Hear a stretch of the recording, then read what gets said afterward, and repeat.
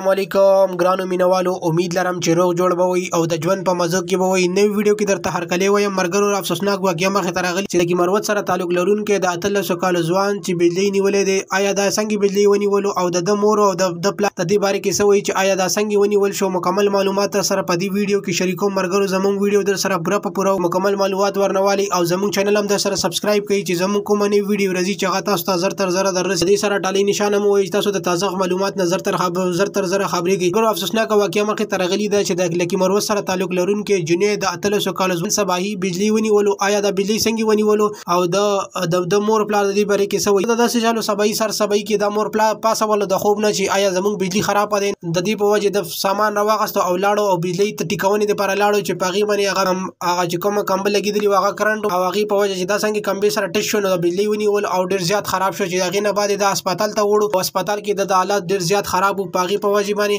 هسپتال کې دا وفات شو او بیا یو پس کور ته راوړو او مور پلار دا ظاهره کړي چې آیا زموږ زوی لې نیولې دی، خود ته چا ورکا د کمبي سره ولاړو او چا ډیکا ورکا او چونکی چې دا جنې د لک پیل ډیر زیات ماهر د کور کارونه کول چې کور کې یا محلي کې د چا بم بجلی خراب او خو یا سم مسله به کول. مور پلار دا ظاهره کړي چې آیا زموږ زوی بجلی نه بلکې دا پنجاب په زور ونیول او زموږ زوی قتل کو.